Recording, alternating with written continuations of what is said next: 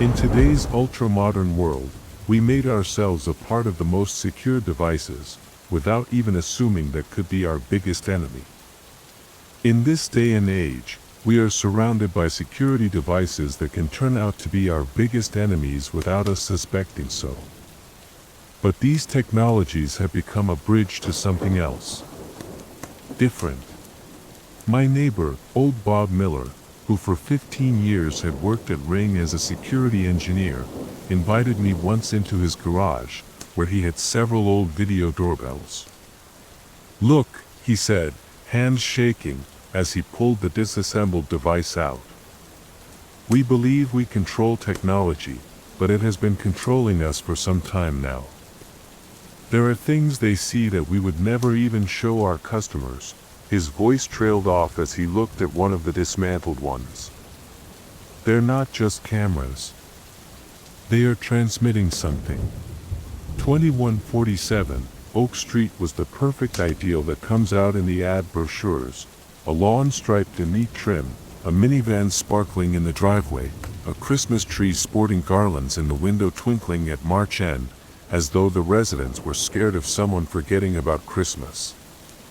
Michael, Laura, and their kids Emma and Jacob were Harrisons living at 2147 Oak Street.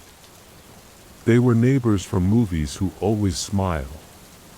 They always carry a bag of cookies for neighborhood kids. They are always ready to lend sugar and tools. Michael, an enthusiastic engineer with a passion for technology, was showcasing the smart home systems in his house. The Ring system was a family member, not just a security device. The Pro Video Doorbell could identify the mailman and whether he was smiling or just pretending to smile. Their 180-degree cameras captured everything, including leaves that fell on the porch and the shadow of a cat that sneaked under the fence.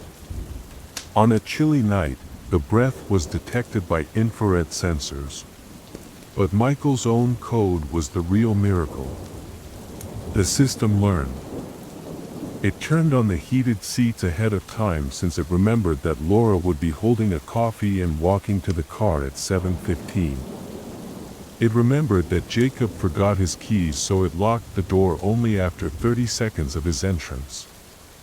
"This is the future," Michael laughed at the door that opened before him as if the house was exhaling in joy. "Here you are." They're caught on when the system started learning too well. When analyzing habits turned into their predictions. When the future began arriving unexpectedly at their doorstep. The first mysterious incident happened at 2:37 a.m. On March 12, the security system played a quiet alarming signal. It was not loud enough to alert everyone, but only buzzed. This noise woke Laura, who felt an uneasy sensation in her stomach. A notification appeared on the tablet screen, "Activity at the entrance." The camera captured an empty entryway, illuminated by the frigid blue light of a street lighting. Nothing remarkable, except that the shadows from the flower bed got excessively lengthy, as if something invisible was projecting them. Laura unconsciously pulled the tablet closer to her face, and her fingers automatically increased the volume. The speakers whispered, "Emma. Jacob." The voice sounded both familiar and exotic. "We know you are awake. We see you. We always see you." She froze. It wasn't just any noise. The phrases sounded as if multiple individuals were attempting to speak her voice at the same moment, but at various speeds and pitches, resulting in dreadful dissonance. The frightening part was that the speech recognition system flashed in the bottom corner of the screen, "Voice failure, Laura Harrison, recording from 26.02. Laura could not recall ever uttering such things. Her fingers shook when she opened the sound analysis. The spectrogram revealed the impossible. Beneath the main sound was another layer, so low that it was scarcely discernible to the human ear. Something spoke deep within the tape, making sentences with a tongue that could not have belonged to a person. "Michael," she wanted to yell, but the recording abruptly ended. The system destroyed the file itself, without her command or the customary confirmation pop-up. Laura raced to the archives, but an hour later, even the backup copies from the cloud storage vanished. As if nothing had occurred. But something has changed. Since then, the cameras have sometimes turned a millimeter to the left, as if someone was altering the viewing angle. The thermostat has decreased the temperature at nighttime.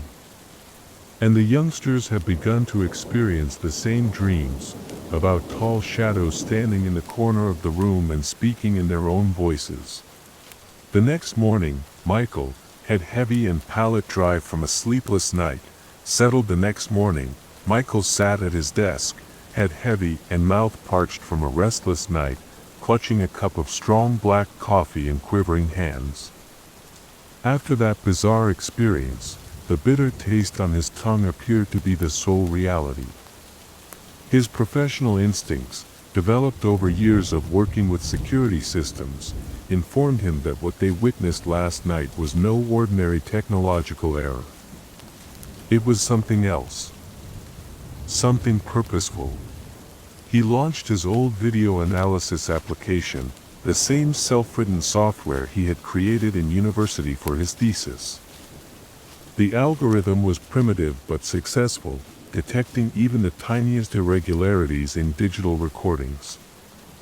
The computer screen shone chilly blue in the gloomy room, reflecting off his sunken, sleep-deprived eyes. Michael's fingers rushed across the keyboard until he reached the fatal recording. At first glance, everything appeared normal: an empty porch, the blue light of a lantern, and a typical night scene. However, as he slowed down the tape and entered the timestamp settings, something struck him. Between 2 hours 37 minutes and 12 seconds and 2 hours 37 minutes and 14 seconds, there was nothing recorded. Absolute nothingness. There is no black frame or noise, only a gap in the chronology. Even the metadata, which never lies, indicated a continuous recording, despite the frames jumped drastically after those 2 seconds. "This is impossible," he said, a cold sweat breaking out on his back. His fingers froze on the keyboard as he attempted to dive into the study of those missed seconds. Suddenly, the screen went blank. Completely. Absolutely.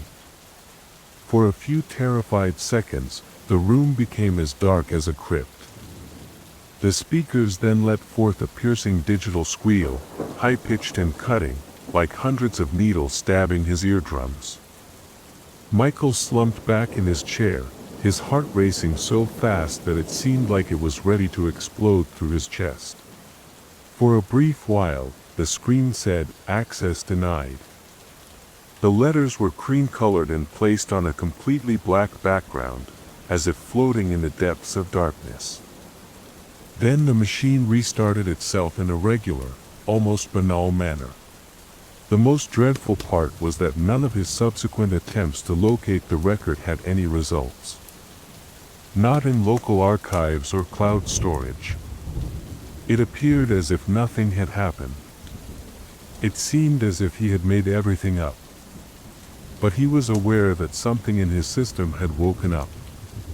And that item did not wish to be investigated. That same night, Emma was startled awake by a piercing knock that broke her rest. Not the odd tinkling of a branch or rustling of leaves, but a distinct, purposeful rhythm. Knock, knock, knock. Pause. Knock, knock. Only the living knocked like that. She froze under the blankets, feeling cold perspiration seep into the hollows of her collarbones. She sat up in bed slowly, like if in a slow-motion movie. The knock continued. "We're getting close now." Window. The glass was as dark as a lake at midnight, with just the feeble light of a street lamp fading into its depths. Emma cautiously approached and saw. A child's hand impression was clearly visible on the glass, at the level of her face. The little fingers, the line markings, and even the tiny mole near the little finger were all identical to her own. Involuntarily, she lifted her hand to compare. Identical. The pain felt warm just beneath the print, as if someone had just ripped their fingers from the glass. But they resided on the second story. There was nothing under the window but a smooth wall, no trees, no bars, and nothing strong enough to sustain a child's weight. On the windowsill was a little stone, smooth and slightly wrinkled, as if it had been held in a fuzzy hand for a long time. She and her buddies used to knock on each other's windows when walking at night. Emma's heart sank. She remembered exactly. This pebble had been in her pocket last Emma's heart fell. She knew exactly what rock she had in her pocket the night before. Suddenly, a small scraping sound emerged from the hallway video stream, as if someone had run their fingernails down a metal grates. Her phone screen displayed movement, children's room. 304-inch. But she was the only person in the room. When Michael checked the recordings from the camera positioned at Emma's window the next morning, his fingers froze on the keyboard. The archive was empty. Not simply distorted, but blank, as if nothing had been recorded at all. The system log provided a dry, technical message: Camera 3, Maintenance, 03:04-03:04:30. Emma heard the knock in exactly 30 seconds. His expert understanding of systems allowed him access to concealed logs. In the raw code, he discovered the truth: no planned maintenance had been scheduled. Instead, the system got a pause recording order from an unknown source, user_2147. The frightening part was that this user had administrative privileges that only he possessed. The date is March 14th. Late in the night. Michael was sitting at his home office when the system sent a quiet warning. A person reflected on the monitor screen, in the living room window, lighted by mild moonlight. She was too tall, nearly reaching the ceiling, with long, abnormally thin arms that dangled like hooks. The figure remained motionless, but Michael could swear her head was tilted slightly at an unnatural angle, as if something was listening to his terrified breathing. His professional interest overpowered his dread. He began analyzing. The person was plainly visible in the window, but the camera, focused on the mirror above the fireplace, revealed just an empty room. The motion sensors, which respond to even a fly, were quiet. The thermal imaging camera didn't capture any heat traces. The scariest part was when the person in the clip gradually turned its head towards the camera. Not towards him, but towards the camera. As if it was aware it was being watched. Suddenly, the machine let out a succession of quick, harsh beeps. The screen flashed the phrase, "Anomaly detected." Michael hardly had time to notice the digital noise eating away at the footage before the screen went dark. The next morning, he learned that all backups of that entry were likewise missing. However, the system log revealed an unusual entry: user_2147, command executed. Waiting for the next review. That following day, they summoned Father Collins, an old priest from the nearby parish whose hands shook with age but whose eyes remained filled with unshakable faith. As he began the consecration ceremony, the air in the house appeared to thicken.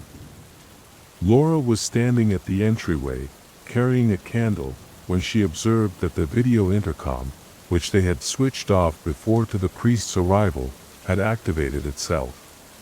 Its infrared sensor flared brilliant red, as if someone unseen had walked right in front of the lens. Lori imagined she could feel warm breath on her skin, even when no one was present. Father Collins raised his head, his voice firmer. "There is something here." He started reciting the prayer louder, but it was drowned out by a sudden digital crackling from the system speakers. Gnarled symbols on the video intercom screen created a clear message: data deletion. 48 hours of history. Michael dashed to the control panel, but the screen now displayed just a blank progress bar that was filling up at an alarming rate. He attempted to abort the procedure, but the machine became unresponsive, as if someone else had seized control. Everything vanished within a few seconds. All evidence of the previous 2 days had been erased: those dreadful nights, the figures in the windows, the whispers. Even the backups in the cloud storage, which only Michael had access to, had vanished without trace. Father Collins' expression became melancholy as he dropped his hand holding the crucifix. "It's not just a ghost," he murmured. "It is something else. Something that learns." The scent of burned microcircuits lingered in the air. The video intercom is switched off. But in the corner of the screen, just before the image faded, Laura saw something that made her blood run cold. A reflection of a face emerged for a second in the print on the black glass of the screen, not hers, nor Michael's. It was smiling. That night, Michael laid in bed, half asleep, when he heard a familiar buzzing sound. The video intercom at the entry had triggered on its own. He awoke suddenly, motionless, listening to the gentle, distorted noises coming from the speakers in the corridor. It wasn't the usual system noise.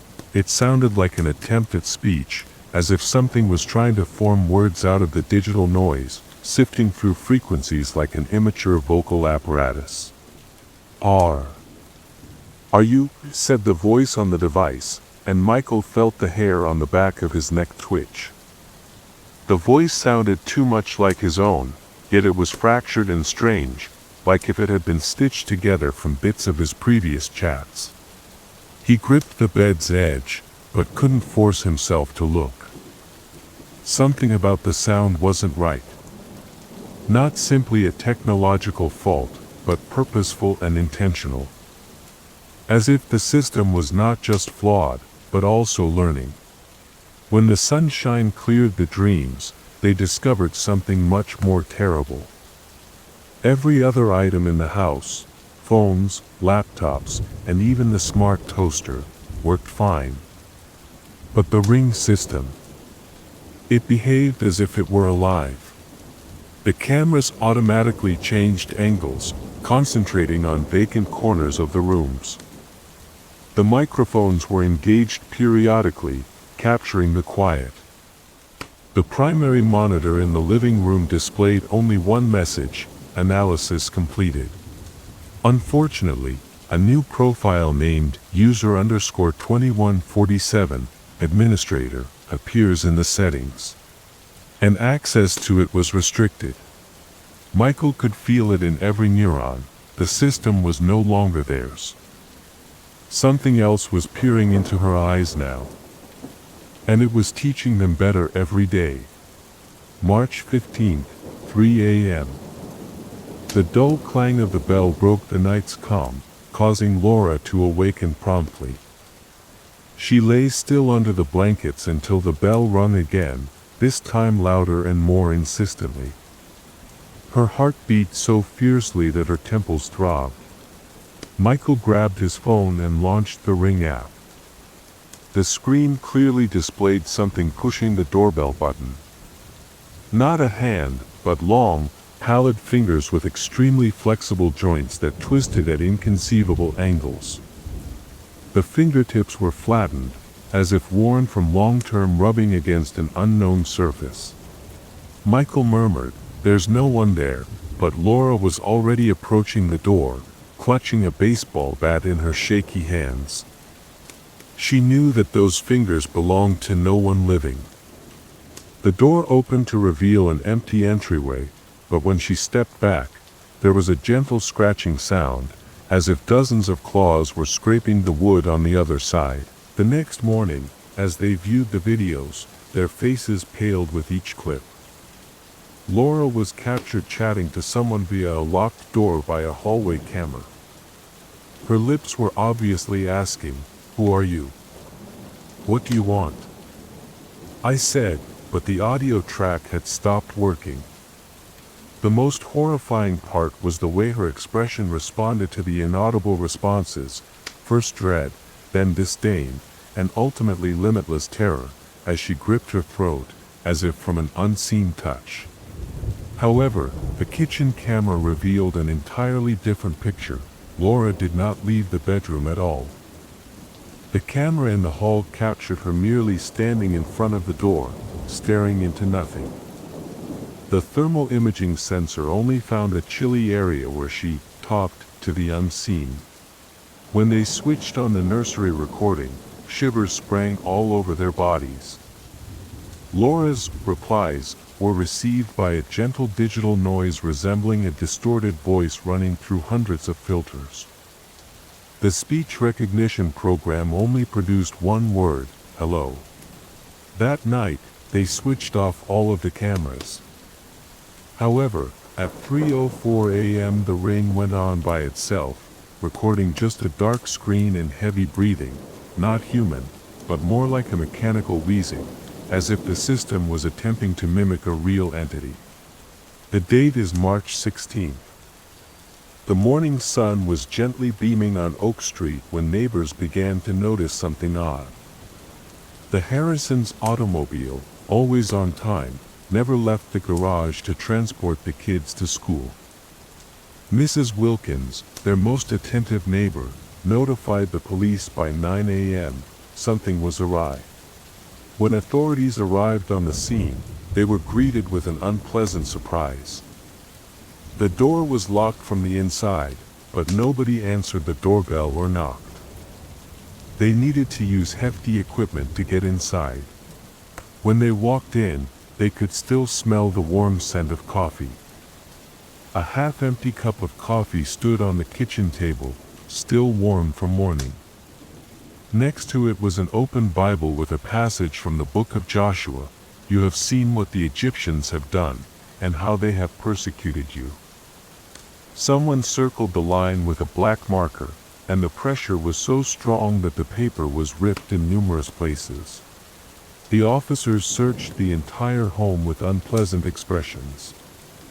All of the security cameras were gone. Not just the recordings, but the actual devices. Someone had scrawled, "We're out," in crude letters with charcoal on the wall in the living room, where the primary system monitor typically hung. "Thank you for watching." The lettering appeared new. Flakes of charcoal were still collecting on the floor.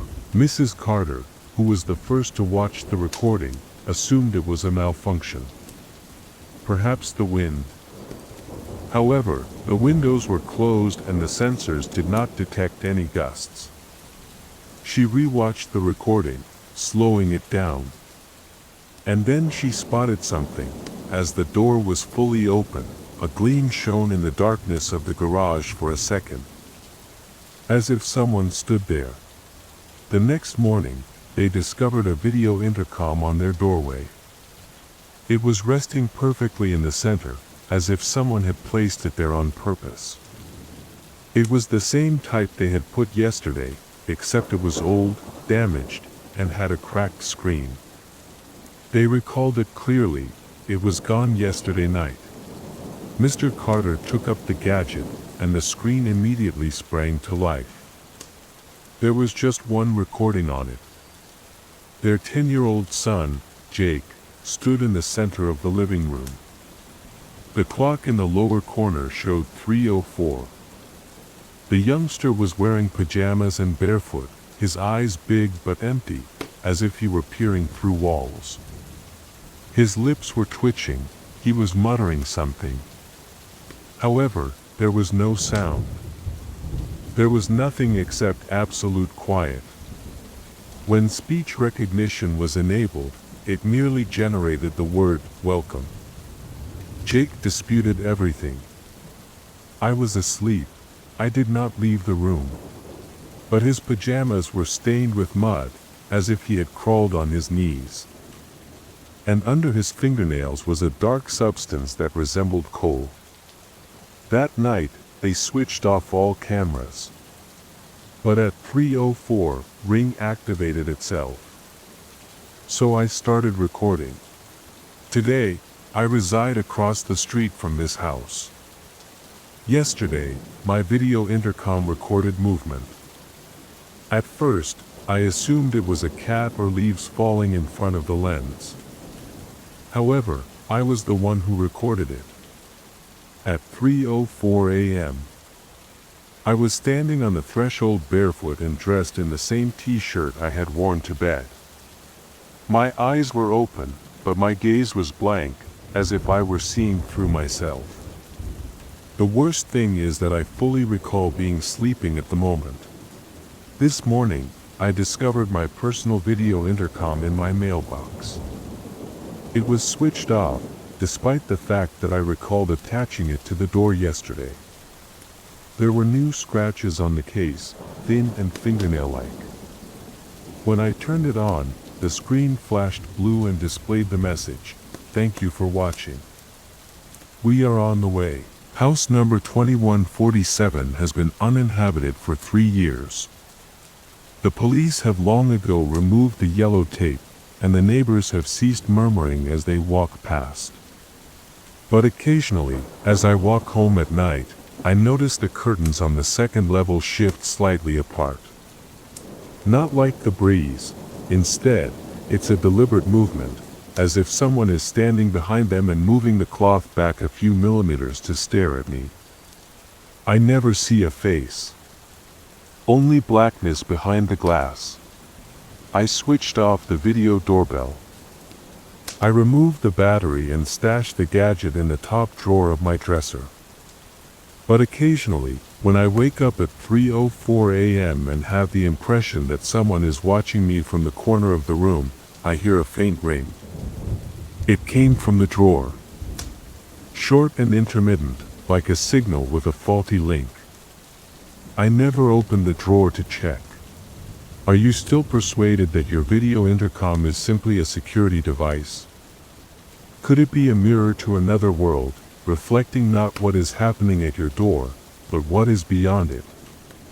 Perhaps every time you study the footage, you are not only observing your house, but also teaching someone how to enter. I don't watch the recordings anymore. But occasionally, when I arrive home, I see that the camera is angled somewhat differently than I left it. It seems like someone has been using it. As if anyone still uses it. We are not alone. The rain keeps secrets.